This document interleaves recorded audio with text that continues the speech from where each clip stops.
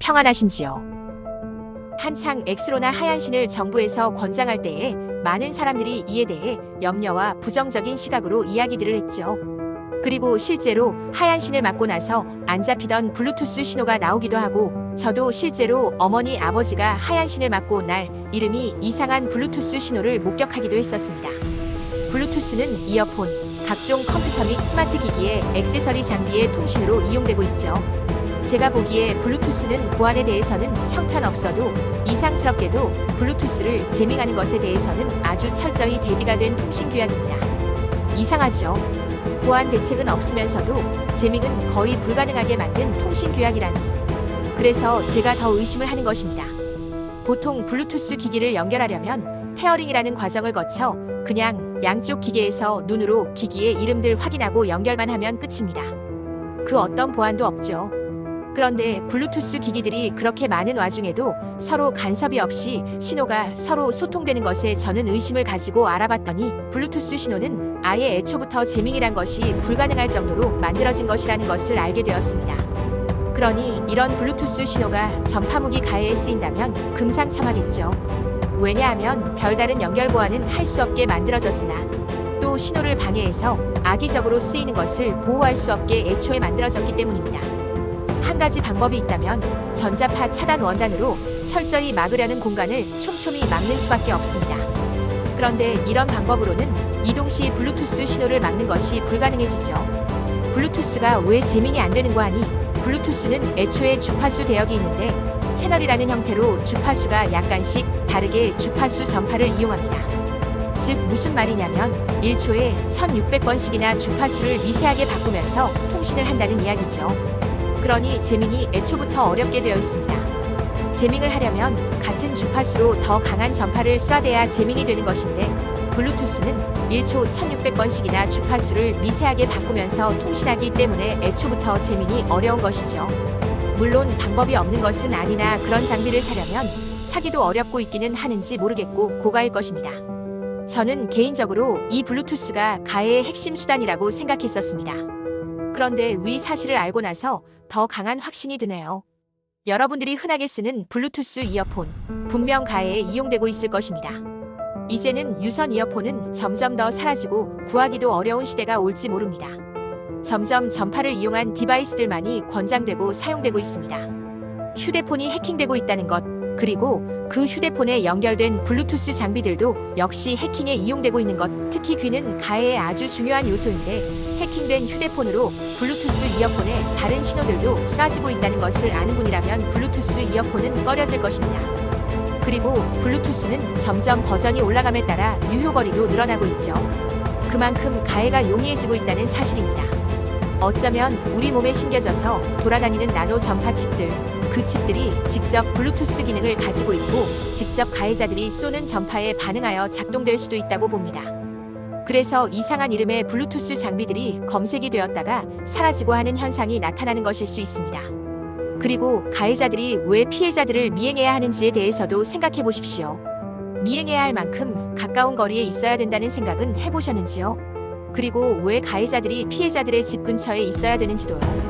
가해에 이용될 수 있는 블루투스와 와이파이의 거리가 딱 옆집들에서 쏴대기 좋은 거리를 가지고 있습니다. 제 개인적으로는 한때는 유선랜만 집에서 사용하고 무선은 다 끄고 있었을 때에 제 노트북의 와이파이 세팅에 제가 알지도 못하고 사용하지도 않은 와이파이망에 접속된 내력이 발견되었습니다. 그것도 2번이나요.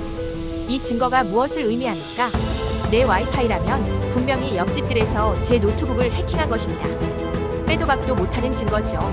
제가 접속하지도 않고 사용하지도 않는 와이파이망에 제 노트북이 접속했다는 기록이 남아있는데 와이파이를 어디서 쐈겠습니까?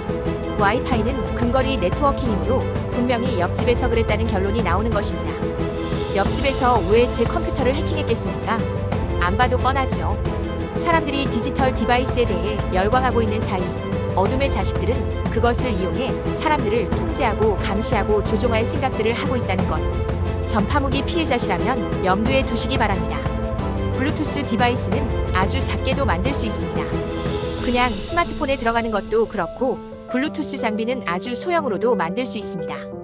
그러니 가해도 용이하고 사람들의 관심만 줄인다면 얼마든지 계속 블루투스 통신을 통해 가해를 유지할 수 있는 것입니다. 그리고 우리 몸에 돌아다니고 있는 전파 나노칩에도 들어가 있을 수 있는 것입니다. 그리고 아시는 분들은 아시겠지만 여러분 주위에는 많은 보이지 않는 블루투스 신호들이 왔다 갔다 합니다. 즉, 여러분들이 스마트폰으로 블루투스 기능을 켰을 때 나타나는 블루투스 디바이스만 여러분 주위에서 통신하고 있다는 생각은 금물입니다. 그래서 더 우스운 것이죠. 왜 가해자들이 이웃집, 윗집, 아랫집, 옆집 등으로 이사를 오고 왜 가해자들이 미행을 할까요? 어찌 보면 아주 당연한 일입니다. 블루투스, 와이파이가 가해에 이용되는 것은 정황상 거의 100%입니다. 블루투스, 와이파이는 근거리 전파 통신입니다. 그러니 가해자들은 옆집에 있을 수밖에 없고 미행할 수밖에 없습니다. 아직까지는 그렇습니다. 이제 위성 인터넷이 보급화되면 우리 지구는 인터넷이라는 감시망에서 사각지대가 없이 완전히 감시의 우물 안에 빠져버리게 되는 것이죠. 나는 자연인이다 프로그램도 없어질지 모릅니다. 날아가는 비행기 안에서조차 인터넷이 가능해지면 그야말로 지구는 빅브라더의 소나귀에 넘어가는 것이죠. 이 감시망을 위해서 계속 지구의 디지털 기술들은 발전해 왔습니다. 그것을 여러분들도 느끼시나요? 아니면 이 사람 또 헛소리하고 있네 라고 넘기시나요? 이 작자들의 감시망 완성 시기는 성경에 기록된 짐승의 표입니다. 저는 짐승의 표가 모든 사람을 대상으로 발효되게 되는 것이 바로 이 감시망 체계의 완성이라고 봅니다. 사람들의 생각과 마음은 이미 많은 부분 조종당하고 있지만 이 짐승의 표를 받게 되므로 아담의 후손들은 생체 좀비가 되는 것입니다. 어떤 아담의 후손들도 피해갈 수 없는 시스템이 완성이 되는 것이죠. 그게 바로 가해자들, reptilian들의 지구 노예화의 완성입니다. 우리가 각자 이 사실을 알고 그 짐승의 표를 거부하지 않으면 여러분들도 마찬가지로 짐승을 우상 숭배하고 그들의 시스템의 노예로 전락하고 말 것입니다. 다 이어지지 않습니까? 짐승의 표는 지구를 노예화하려는 일환으로 필수 불가결한 요소입니다. 성경에 언급된 뱀들, 독사들, 즉 뱀종족인 reptilian들이 지구를 노예화한다는 이야기와 일맥상통하는 것입니다.